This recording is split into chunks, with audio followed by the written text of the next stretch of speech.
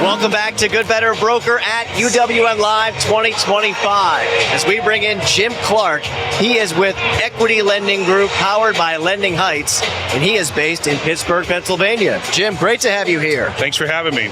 So, what do you think of this atmosphere, this energy, this buzz at the UWM Sports Complex? It's pumping. Everybody's excited. It's a great place. It's the mecca of mortgage lending. It's the second time tonight we have heard that. I love that, the mecca of mortgage lending. Yeah. So let's talk a bit about you, because you have just a remarkable story. You've been in the business now for over 37 years, 30 of those as a broker owner.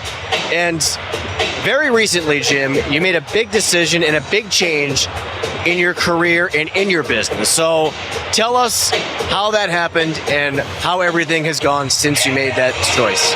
Sure. Well, I'll take you back a little bit. I was the youngest of 4 children. I was the first to go to college. I majored in finance at the Ivy League of Western Pennsylvania called Slippery Rock University. So shout out to the Rock. I studied finance there. I kind of always knew I wanted to be in business for myself. I started in mortgages with my uncle's company called Ryan Financial Services, which was a builder arm, or a mortgage company for a large builder, Ryan Homes. And then I worked right out of college for a consumer finance company, then a bank. And then I kind of got tired of the word no. And I didn't like the word no. Even though it's a tiny word, it's a little word, and you shouldn't fear it in sales, I didn't like telling clients no. So I started my own mortgage brokerage business in 1995. I ran a very successful business for 30 years. That's a long run. But it's a lot of hats that you wear, and it's a lot of pressure. And I was also the top producer in terms of sales. My passion really is sales. So I was here in Michigan at a success track. I ran into Jason Checo, the president of Lending Heights, who's out there now. And we started talking, and about a year and a half later, I finally pulled the trigger to make the decision to merge the company and give up all the minutia, give up all the compliance and the licensing and the payroll, and just really focus on sales, which is what I really love. To me, it's just incredible, not just the fact that you're willing to pivot after so much time as a broker owner, but the self-awareness, the fact that you grew tired of, like you said, wearing all those hats. And, this business, it's great, but it is consuming at times. Did you feel like a certain weight lifted off your shoulders once you made the change? I think I've used the term a few times, unshackled. I feel a lot more free. I don't have to answer all the questions now. I have other people to do that. I'm 58. What am I going to do? I still have a lot of gas left in the tank. I don't want to retire. So I really, really thought that this was a thing, and my family pushed me. My daughters pushed me. My wife pushed me, and more than I was pushing myself. So it is challenging and it is hard. And for those others that are out there that might be thinking the same way I was thinking, it was difficult, but I have no regrets. What is it like for you now, being able to strictly focus on sales versus all the other elements of the business? It's fantastic. Wearing all those hats, you can't give your referral sources and your partners the time they really deserve, because I did everything in addition, because I was a one owner. So now I can really focus on my current relationships and building new ones. I'm not one just to call on real estate agents. I work with financial advisors and accountants and builders and remodelers and banks and attorneys. So I really just turned on the fire, and I'm just going after even more sources and really servicing the ones so in a sense, Jim, sorry to cut you off there, but it seems like in a way you're almost reinvigorated. Totally. So it's a younger company. Like, I'm the senior guy here at Lending Heights, and powered by Lending Heights and Equity Lending Group. But they're great. They're giving me energy. We drove out here today, 6 of us in the Sprinter van. They're pumping rap music I've never heard before. So it's been really refreshing. And there's a saying that if you don't change, you're going to get passed by. And that's what I've really learned with the technology that the company has. And changing is good. Absolutely. Great message. One thing that has not changed, though, Jim, is the specific principles that you founded your business on, over 3 decades ago. What are those principles, and how do they still guide you? It's very simple. From the time I started, I was in consumer finance, which was higher rates. I worked for a very good quality bank, First Union. And when I started the brokerage business, I didn't really like brokers, to be honest with you, because I called on them, and it was the wild, wild west. There was a lot of unscrupulous people out there. So I really prided myself on three things: professionalism, full disclosure, no surprises at closing, and that's what I still push for and honor today of my clients. I don't want there to be a surprise unless it's a good surprise. It's great. It's just great that you still, lean on those bedrock principles as your core, which I think is just very admirable. That said, there are some new wrinkles that you've thrown in. You're not only working with new people, you're educating yourself in different ways. Tell us about that. Well, ironically, I've been listening to a lot of your podcasts. We love to hear that. Yeah. I just started listening to them. I never was much of a podcast guy, but I was going to be doing this. But I better listen to a few of these things. So, they're not bad outside the host, right? No, I listen to the Huddle religiously, but the new things are listening to podcasts. Teams. I never operated with Teams. I never used it. I was still doing payroll on a legal pad, believe it or not. So just the feeling of being able to know that there's more out there and that change is okay and change is not a problem. And if you don't change, you're going to get passed by. What about classes? There's so much continuing ed out there and opportunities to learn about new things. Sure. Or get better at what it is you're already doing. Have you delved into any of that? My last success track was underwriting. I've been here. I've been a mortgage guy for 37 years, but I never claimed to know everything and anything. So you're always learning, right? Always be learning, or you're losing. So before we let you go, I just want to ask you, and I know you mentioned it earlier, but I really want to get a few more thoughts from you just on pivoting, on being open to try something different in this business, on being self-aware and not being afraid to make a change if what you're doing currently is not working. It's an ego thing, really. For a lot of broker owners, when you get invited out here, you're a broker owner. That's cool, right? That means more than you're just an LO. I've never considered myself an owner. I never called myself president. I called myself a mortgage advisor from day one. I'm not a title guy, right? But it is an ego thing. And owning your own business for as long as I have, it was not easy. It really was not easy. So you have to find the right person. You have to find the right chemistry. And I found that in Lending Heights. Jason has allowed me to keep my autonomy, keeping my name. That was important to me. So there's lots of ways to do it. It may not always be what you think. To me, it's been better. It's really been better. And it's so refreshing, and I have a whole new energy. It's a great story. I love hearing it, and I'm so glad that you were able to share it with our audience as part of this great celebration of the broker community at UWM Live. So thank you for sharing with us, Jim Clarke with Equity Lending Group, powered by Lending Heights. Thanks, Justin.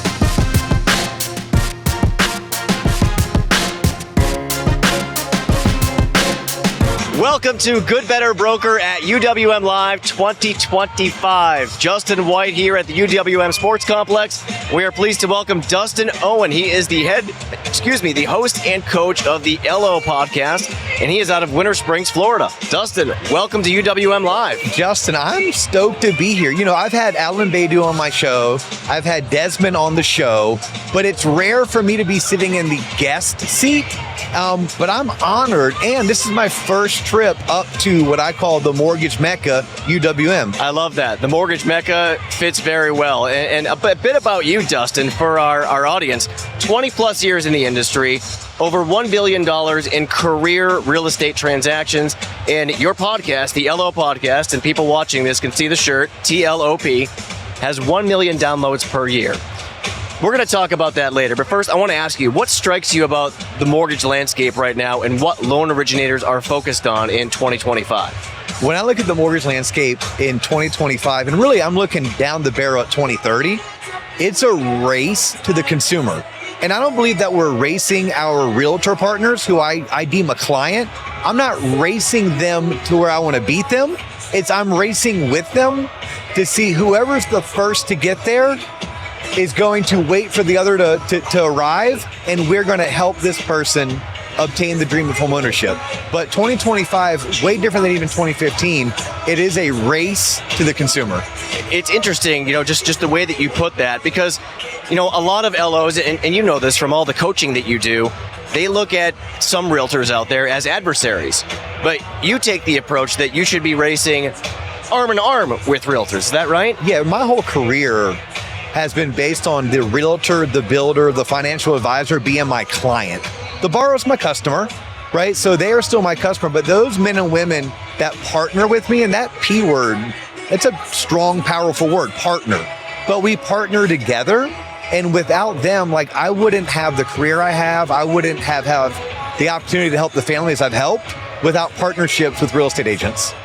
I want to ask you, what is one thing that you would tell every single person who works in this business? Oh gosh, first and foremost, you work for you, comma, LLC. Look, I don't care if you work for You Mortgage, Nexa, Edge, Loan Depot, Waterstone Mortgage, you name that employer. No, you work for you, comma, LLC. Now, you are a division of or a branch of, insert your company, and your company should be a great partner to you, just like you're a great partner to your realtors and your builders, but it's your personal brand. You are the local community expert, and you're the source of information for the men and women that you serve. You look around the exhibition hall here, and you know there's so many different booths, so many vendors. A lot of it involves technology, Dustin, and you know just how rapidly technology is evolving in the mortgage space. How do you view mortgage technology right now, and how do you see it evolving in the future? I have a simple philosophy on technology in general, Justin. And it's this: I want to be a fast follower and an early adopter. Yeah, here's what I've learned. We talk about the Elon Musk of the world. We talk about the Jeff Bezos of the world. We talk about the Bill Gates of the world, but they're the outliers. In fact, Malcolm Gladwell wrote an amazing book called Outliers about those types of people. That's not us. We're great mortgage professionals. So I need to be a fast follower and an early adopter. I don't need to be an innovator. You know what? I'm going to let Matt Ishbia. Ish can be the innovator. I just have to be a fast follower. All right, fair enough. I think he'll gladly wear that crown. Let's talk about networking for a moment. To you, what does networking look like for a successful loan originator? What does networking look like? Wow. I'm going to go old school first, which we are in the people business, right? So people do business with people they know, like, and trust. But I stop and say people do business with people. So I think we still traditionally network by being involved in our community, but it's so much easier to network online. And the fact that there's still men and women in today's day and age that turn their nose up on LinkedIn, Facebook, and Instagram, and they look at it like it's the devil. I'm not denying that social media might not be the devil, but I'm also not going to deny the fact that it's powerful, it's effective, it's inexpensive. So to me, I'm coaching my students over at T-Lobs Originator Coaching to leverage their personal brand and to do as much networking online as they do offline. But as long as they understand this, your net worth is the sum of your network, meaning he or she with the most friends wins. We got to get out there and make sure that people know who we are, they know what we do, they know what we're into, but more importantly, they know how we can help them.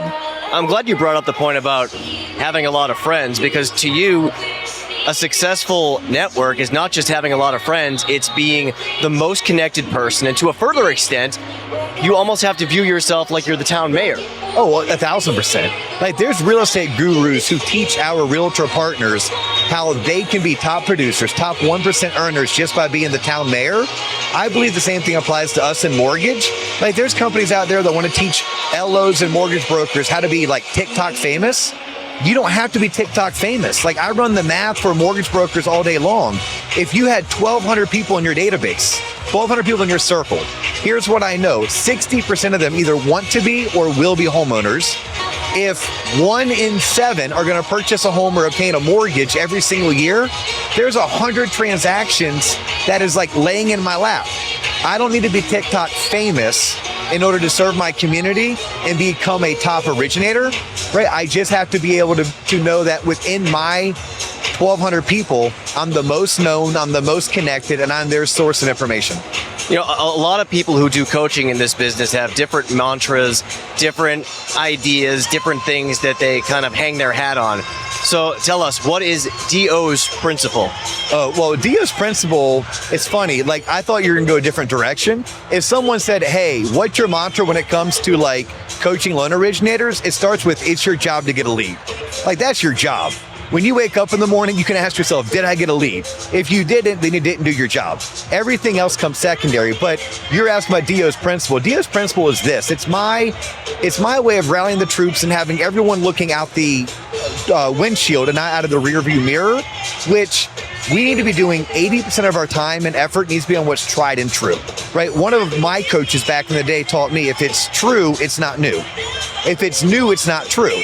So Dio's principle is kind of like Pareto's principle, but it's a different 80-20 rule. I want my students, my branch managers, my company operators focused on 80% of what is true, but also dedicating 20% of their time, effort, energy, and money to what's new.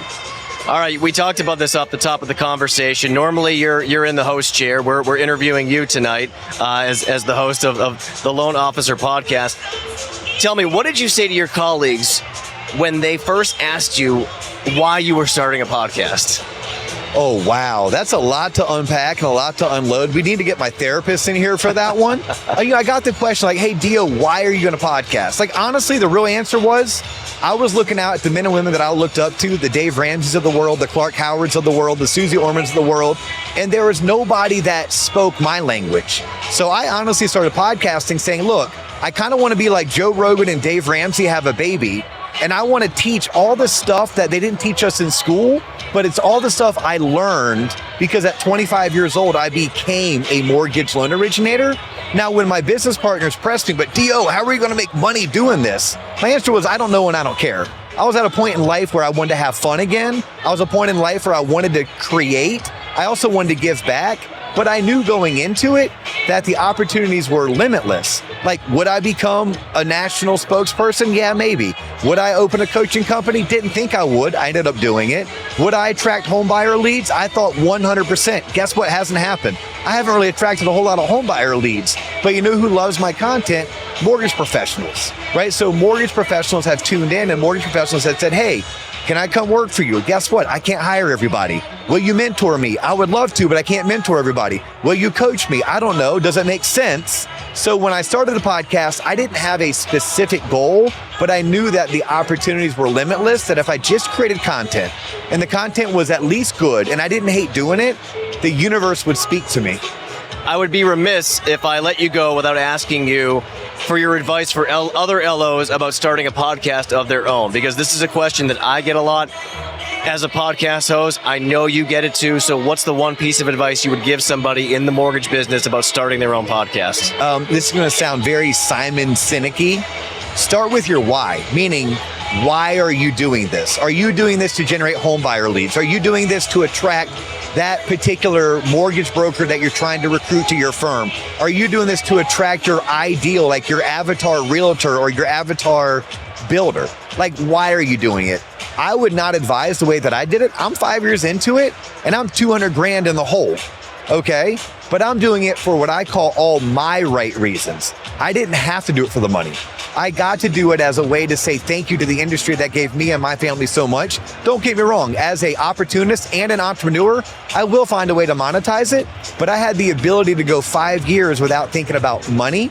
I wouldn't coach someone to do it my way. I would coach someone to do it where it's less about views, it's less about YouTube subscribers, it's more about use your platform to attract your ideal client and use the platform to get to know your ideal client so you can build a relationship, in hopes that because people do business with people, you now have a people connection that'll end up becoming a business relationship, all because you're willing to sit down with that person, hold a conversation, record it, then give them the digital and video assets that they can use and you can use in your personal brand. It's fantastic advice and very well said from somebody who obviously knows the business very well.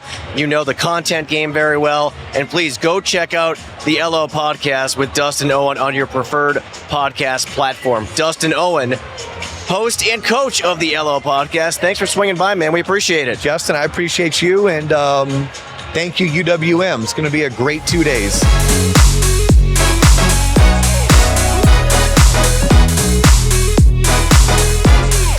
Back on Good Better Broker at UWM Live as we bring in Eric Vaca. He is the broker owner of Finest City Homes and Loans out of San Diego, California. Eric, great to see you. Great to see you, Justin. It's been a while. I was just mentioning that I'm much happier here that it's better weather this time. Oh, this is the best time of the year to be in Michigan. And Eric, I got to start by congratulating you because this is the 20th year of your company, a remarkable achievement.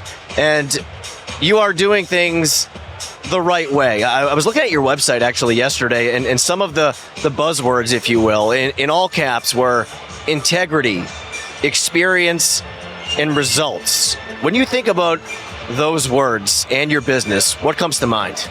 Integrity definitely aligns with our brand. Thank you for congratulating us on on the 20th year. It's been a great experience, and it's a really good chapter for Finest City Homes and Loans right now.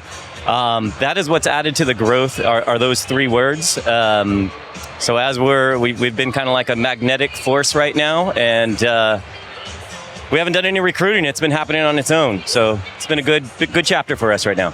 Yeah, when you and I spoke a couple of weeks ago, you told me that your brokerage is still very much in growth mode. So tell us how that's been going. Sure. Yeah, as I mentioned, we don't do any form of recruiting whatsoever. It is the same way we get our business. So it's by word of mouth. It's by having a great reputation. And it's by doing things the right way. And not only are we working on our craft, getting better at our profession, we're working on getting better personal development as well. So it's been a good journey. Eric, you also have a real estate arm of your business. So I want to ask you about this. Tell us how that element works for your LOs, that particular setup. Sure. So yes, Finest City Homes and Loans is a real estate and mortgage company.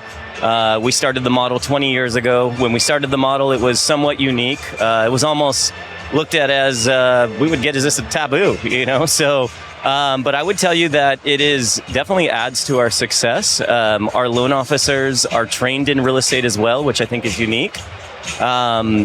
It does benefit the loan officers because they really truly understand the real estate transaction. They don't have to come to every single training. It's not mandatory, but they really enjoy the training. It makes them stronger. They understand what real estate agents go through in a transaction, and that way they're able to service the real estates better, and that's their clients. It's a great way to look at it, wearing both hats and how it helps. I also want to ask you, how does doing both roles help with fallout? Sure. So when we get the initial phone call or the initial lead, being that our loan officers and our real estate agents are trained in both, typically they can handle that phone call as a seamless process with one point of contact. A lot of times when a lead calls their initial contact, say it's a borrower gets excited and they want to buy a property, and the first thing that they do is call the real estate agent. Well, the real estate agent has a couple-minute phone call with that prospect, and then the next question is, okay, have you been pre-approved? Well, then it needs to get passed on to the preferred lender. When it gets passed on to the preferred lender, sometimes there's a challenge of the connection between the preferred lender and the real estate agent, and there's communication in the background if they've spoken to the borrower and what the results are of the initial pre-approval. So again, with this model, if you are trained in both, typically you can handle that phone call as one seamless call. All right, let's shift gears for a moment and talk about your training program, because this is something you have invested heavily in. It's something you believe in, and it's very structured.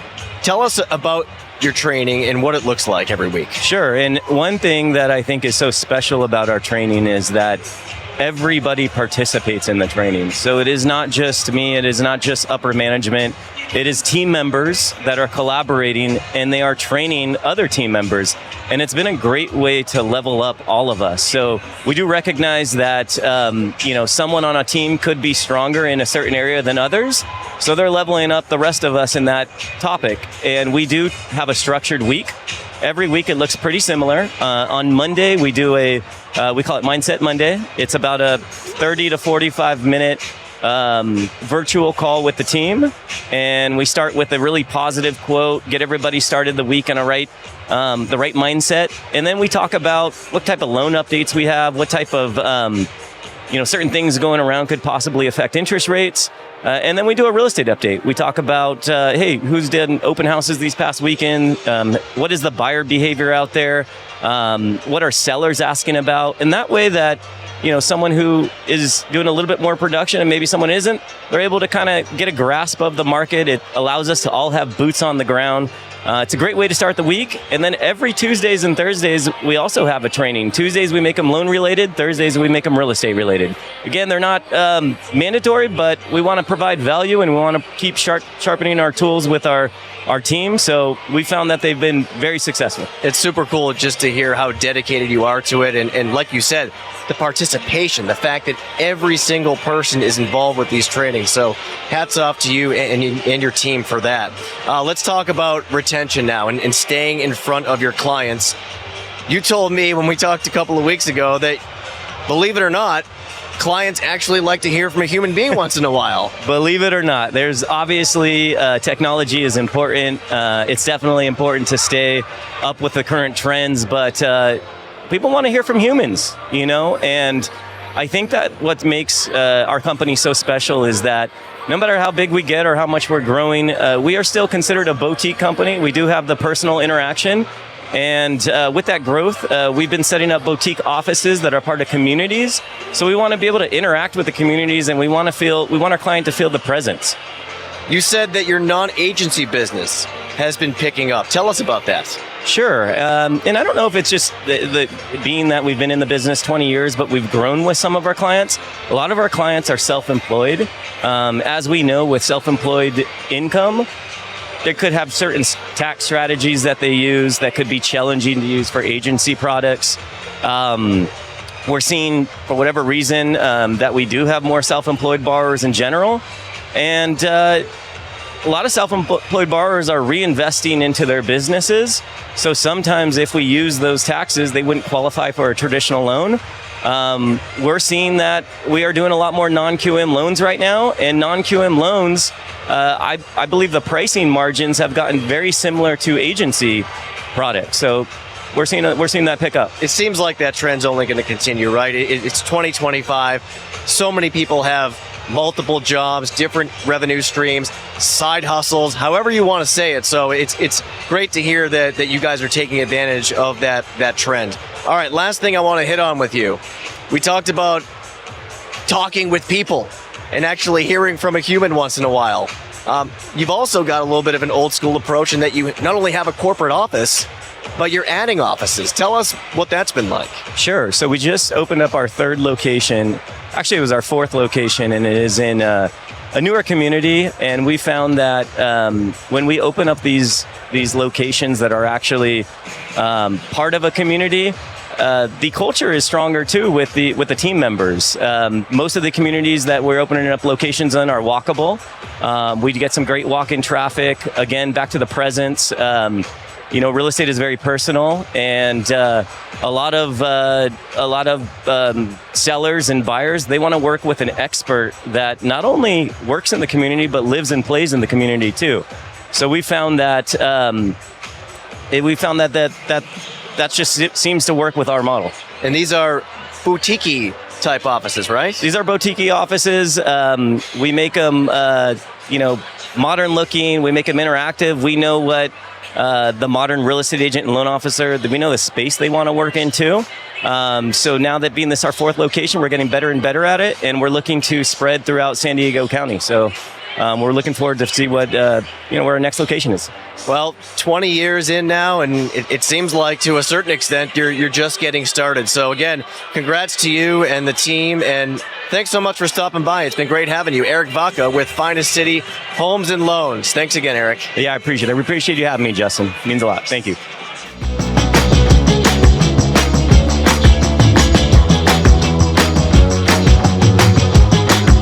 Here on Good Better Broker at UWM Live, as we are joined by Nichole Abraham and Candace Swanson. They are with Your Home Team Mortgage based in West Michigan. Nichole, Candace, great to have you here. Thank you for having us. So I know this is not your first trip to UWM Live, but as you sit here on our set and look out over this space and see all these mortgage professionals from around the country, Nichole, what comes to mind? I'm just excited to celebrate mortgages. I love them. United Wholesale is the best thing that came to mortgages, so I'm excited to celebrate tonight and meet new people. Candace, what about you? What do you think about this atmosphere, the buzz in this room? I will say, I love UWM Live. I love all the guest speakers that you guys line up. But I will say, last year, I think our highlight was Welcome Night. We had a blast. We met a lot of your staff. We hung out with the entertainment crew. I mean, we were up in the DJ station getting Did a our conga drinks. line? And I You were will up say, at the DJ booth? They let you up there? We started a conga line.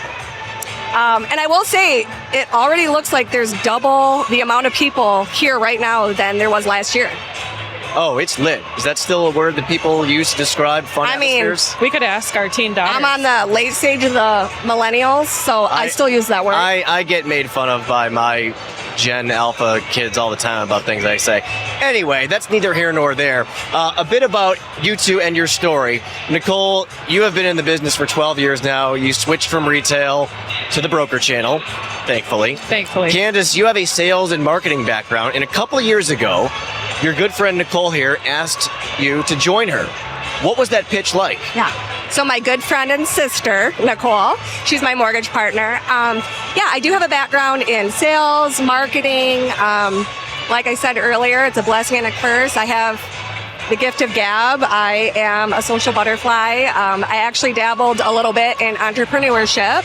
I was in the height of my business, approaching 5 years, and Nichole was very supportive of my business. She came into my brick and mortar and she's like, why did we never think about teaming up? She's like, you should join mortgages. I said, I have no experience. I've never even, had a background. How would we even start that process? We never really talked about it again. And then COVID hit. My business actually thrived during COVID. And then after that, we kind of circled back and she said, would you think about getting your license and joining me? Because I'm just at a point, I've been in the business a long time. I love what I do, but I want to wake up and enjoy it a little bit more. And I need just something to freshen it up a bit. Nichole, what were you not enjoying, or what did you need Candace to provide to help it become more enjoyable for you? So I would say her talent with social media, her talent with marketing, confidence. I love mortgages. I love loans. I love the boring stuff behind the scenes. And she loves people. And so I just thought, why don't we put our strengths together and be a powerhouse? And so that's what we think we are. Is a powerhouse. Not everyone might agree, but we love it. And to be honest, life's hard. We have so much fun. We have fun together. So every day. We work hard, we have fun. If we're having a bad day, we do it together. If we have a good day, we're doing it together. If we're sometimes rolling around the floor in our office and nobody knows what's going on in there some days. But you know what? We're working hard and we love spending time together and doing what we do. Yeah, so tell me about the business, Nichole. Give me a little bit of background on what your local market looks like and how the two of you are making a name for yourself. Okay, so in our community, it's like credit unions only. Credit unions remind me of Walmart. So it's like Walmart's huge. Everyone knows Walmart. No one's working and you're in line forever. And so that's what we have to offer. So I was in retail for 7 years. I did a lot of training lenders. I love loans. And so I think when I branched off into the broker side, I was really nervous because it's a no-name mortgage company. I had to because I needed speed. And I think Matt Ishbia this morning on the Wednesday meeting was talking about hustle. And you can have talent, but if you don't have hustle, there's no point. And we have talent and hustle now partnering with United Wholesale. And I couldn't be happier. I mean, retail is just slow. They're old. Their AI is non-existent. And so now we have this platform to just give us so much power in our community. And there's no one like us. There's no one that's sisters. There's no one that's really candid and just authentic and fast. We close all of our loans with United Wholesale in 2 weeks or less. And we've created a name for ourselves because not only do we promise that, we deliver. And that's a big deal, right? Like, people always say under promise, over deliver. When you're actually able to do that on a consistent basis, Candace, what does that do for not just for your business, but your relationships with your referral partners? Oh, it's huge. And to be honest, it's probably the unpopular opinion, but I feel like there's people out there too. You just got to kind of figure out what you're trying to do in life. Are you trying to make a career out of this? Do you want to do it on the side? Are you more relationship based? Are you more transactional? I will say, I should probably be more transactional because revenue wise, that makes sense. But I think with my referral partners, showing them the speed, especially me being newer to the business, I'm 2 years in now, it took a little bit for them to trust me. They're not going to, risk losing a deal or a closing being delayed or derailed because a new loan officer didn't know what they were doing. So I think the fact that we were able to do it together, she was able to train me, I was able to show them, and I also make genuine connections. I'm not just trying to sell myself to them. I say, if you want to work with me, great. If you don't, I don't care. Move on. The next person will. There's a big market out here. You can see this whole room full of lenders. Any one of us can give you a mortgage. Why do you want to work with me? You want to work with me because you like me, I make you feel safe, you can trust me, you know that I'm confident. If I'm going to tell you something, you can believe me. I'm just not, blowing smoke. Okay, so you brought it up, so now I have to ask you more about this because, a lot of the industry is lenders tripping over themselves to impress real estate agents so that they will send them business. You two take the exact opposite approach, and your stance, Nichole, is why should we work with you? Why should we, the LO, work with you, the real estate agents? Why? Okay, so we don't mean to be coming off as prideful or braggadocious, conceited. cocky. Yeah, or but cocky the thing at is, all. It's just the truth. The truth is we know our value, and nobody wants to do a mortgage. Nobody wants to. We're going to make it fun, and we are going to do a really great job, and I love loans.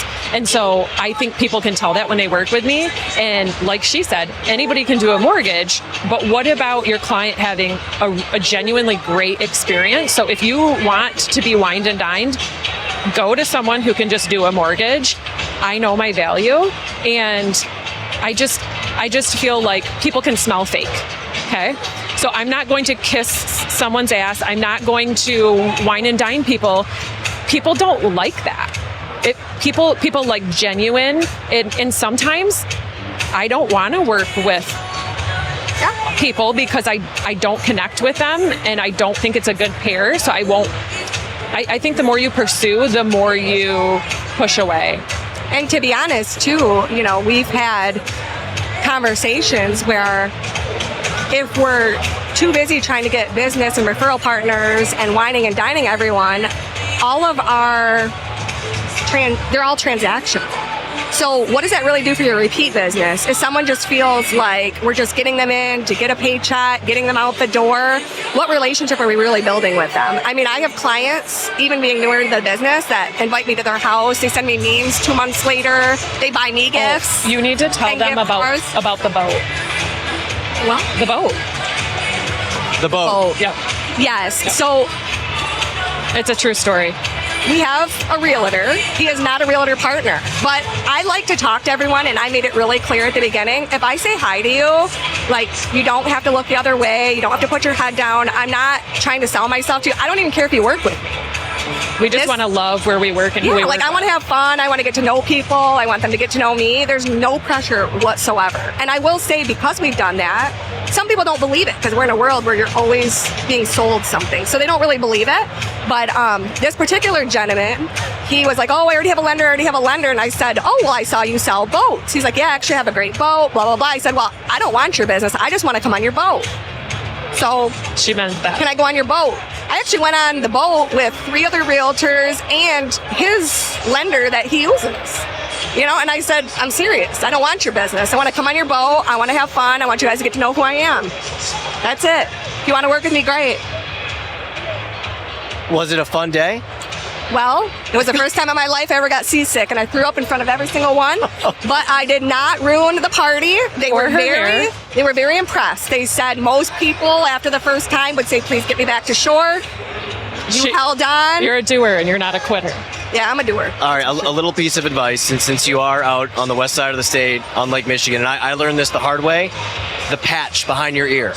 Because I too have had seasickness issues before.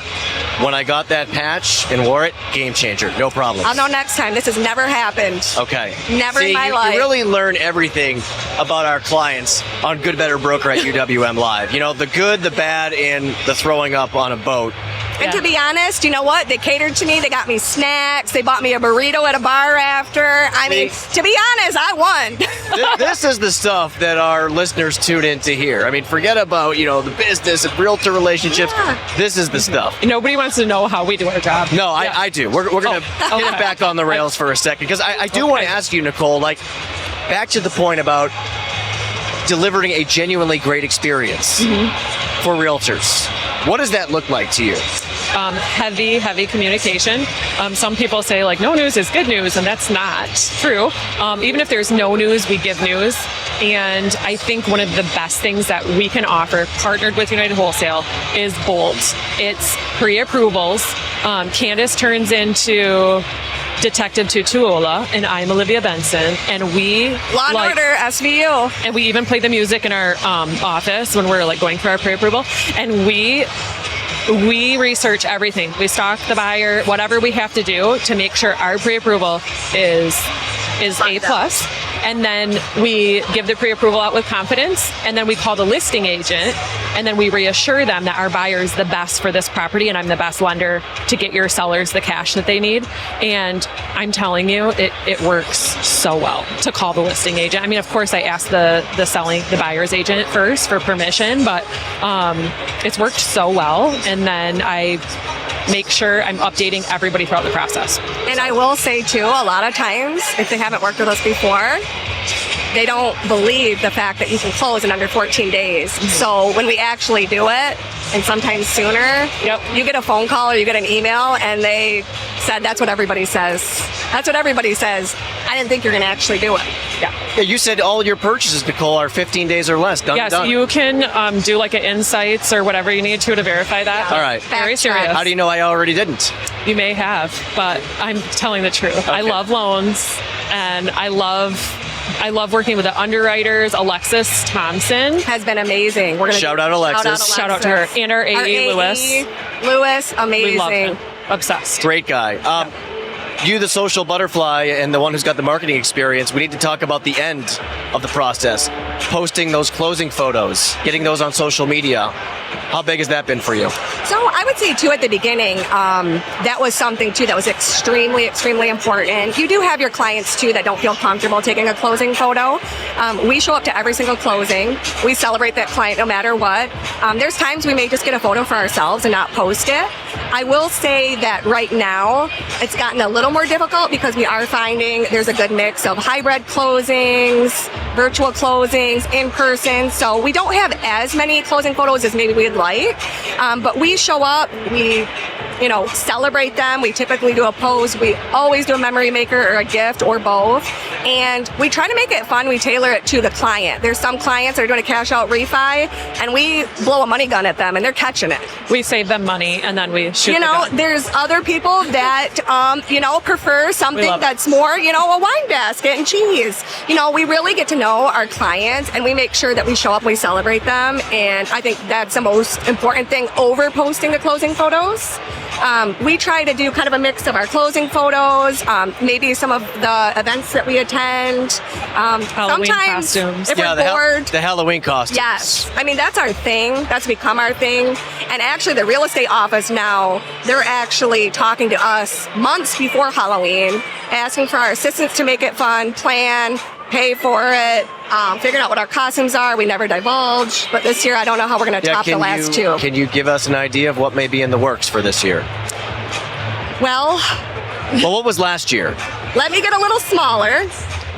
Okay, that's all we're going to say. Last year was Tiger King. That's right. I was Joe Exotic. Please visit our page and look at this. It's wild. It's worth your time. I've seen the To be photos. honest, it's Great. better than anything we post in regards to mortgages.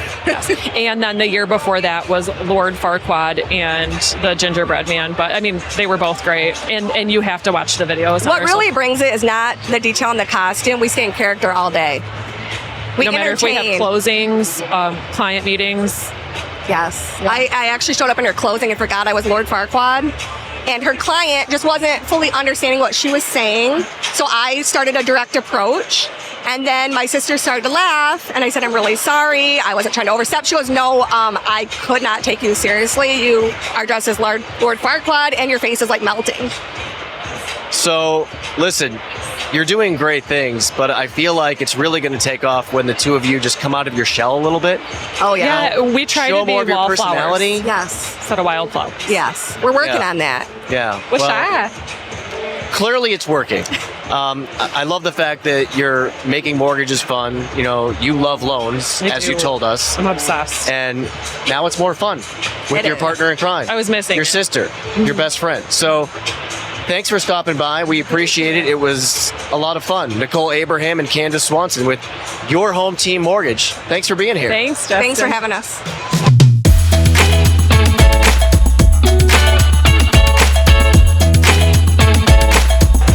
Back here on Good Better Broker at UWM Live as we are joined by Carlos Scarpero. He is a mortgage broker with Edge Home Finance based in Dayton, Ohio. Carlos, great to have you here. Thank you for the invite.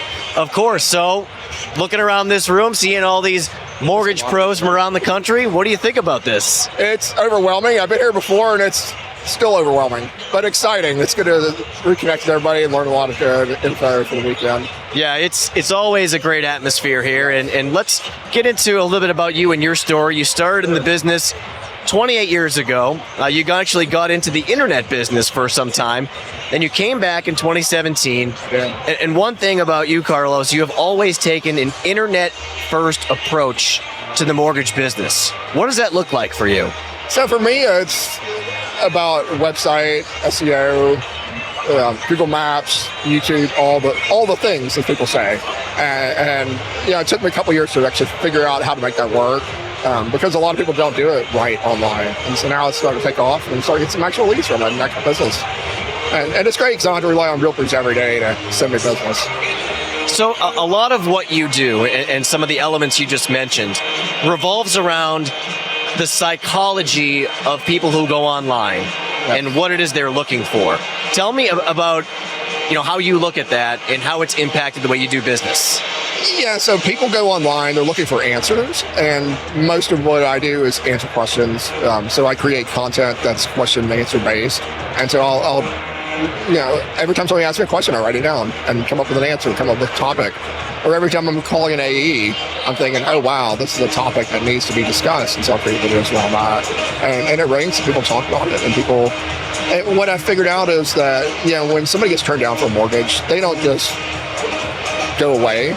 They go on the internet, they start looking, and my goal is for them to be find me as that person that I want to talk to. So what have you found to be the most effective way that they do find you? Out of all the different methods, out of all the different strategies that you have in place, what do you think is most effective, at least right now? It's a combination of Google and SEO. And now it's crazy, like now with ChatGPT and some of these things, there are people calling me every day saying, I went on ChatGPT or Perplexity, and I typed in, I need help. I have bad credit, I'm in Texas, I need a VA loan, a little disclosure like this, and help me, and my name pops up, and it's kind of cool. It's basic SEO type stuff. It's amazing. It's just amazing to hear that is possible. Yeah. You mentioned the VA space. You have actually made that a niche. Yes. How did that come to be? So I live in Dayton, Ohio, and for those who don't know, Dayton is a military town. We have Wright Pat Air Force Base 20 minutes from my house. And about 5 years ago, I decided, you know what, I need to actually know this to really serve my community. And it just so happened there's a guy named Michael Fisher at a different mortgage company. He's still in retail, and he recruited me to go work for them, and they showed me the ropes and showed me how to do VA, because I was completely clueless about VA. But he guided me through that step by step on how to actually understand VA, and I realized that it's a market that, one, has a lot of need, And 2 has a lot of specialization, and I really enjoyed it, and it's been very fulfilling. And so I just doubled down on that space. And on the internet, you really need to. That's the big thing people need to understand is you have to be a specialist on the internet. You know, if you try to be all things to all people, it won't work. But if they see me and they see my content, and they're like, oh wow, this guy has 200 plus YouTube videos. Most of them are VA focused. They're like, oh, he must know about VA loans, and they stick with me. So we talked a little bit about technology, and you mentioned ChatGPT, and of course, anytime you're using AI, you have to ask it a question. Yes. And for you, one of the lenses you look through, if you will, is not only what people are looking for on the internet, but what questions they are asking. Yeah. Tell me how that works, how it relates to getting business. It can be anything from, it's oftentimes it's a scenario kind of situation. For example, I had one where the person had 2 jobs, but it was only part-time income, and they didn't have the 2-year history. And so I went and talked to Mortgage Currency to figure out if that was an actual guideline that you need a 2-year history if you have 2 part-time jobs, because it's 2 20-hour part-time jobs, which is 40 hours total, so their workload is the same as anybody else's workload. And I found out that from Mortgage Currency that no, that's not a VA guideline, even though everybody says it is and everybody thinks it is. It's not. I was like, oh my gosh, this is an amazing topic. And so I made a whole video around that, and sure enough, now it's ranking for that. And that's just one of several examples of things I do. And so what I tell people is, it's not, it's just thinking of topics, and anytime you ask your AE a question, you go and make a video around it. So every time I have to go on a Facebook group or go to my AE and I think, oh wow, this is a good topic, nobody's talking about this, and sure enough, usually I can rank it pretty quickly because the borrower is talking about, if I'm asking, the borrower is asking. And then I just got to translate that into something simple and specific of something they would understand. And so my videos are very question answer based. And oftentimes I'll open my video. People often ask me, I'll say the question, and then I'll just go through the topic. I like to use a program called StreamYard. They have like little banners you can put in, and so I'll use that to outline my video, and so that way there's text under it as I talk, but it also gives me an outline, so I'm talking in a reasonable manner that people understand. It's such a smart way to approach content because there's so much need for education out there, and whenever LOs come to me, clients of ours come to me and ask about ideas for content, I tell them, go on social media, ask people what they want to know about, and then see which ones come up most often. There you go. Right. Those are your topics for your videos. So it's great to see you leveraging that. Content is everywhere. It really is. And I think that people get scared. They're like, oh, I shouldn't talk about this. Well, why not? I mean, if it's, if people are talking about it. But I don't overthink it. I don't be like, because some people are like, oh, well, there's not enough search volume for that. And some people get so involved and look, because there are all kinds of tools that tell you search volume or keyword. I don't really even think about that. I really think, is there value in this keyword, and do I have something to say that people want to know about? And that's really how I approach it. Or sometimes people are complaining about something. There was a situation a couple months ago where there was a search result where there was some bad information online. And I said, well, it was a big mortgage company. It was not UWM. It was a big mortgage company, because you guys have big content, of course. But it was a big competitor of yours. They had really bad content on a blog. And so my peers were like, oh my gosh, this sucks. It was ranking on page 1 of Google. I said, well, you can't complain about it because you can't change it. Well, let's just create content that outranks it. And so I did. So I created a video around the topic, created a blog post around the topic.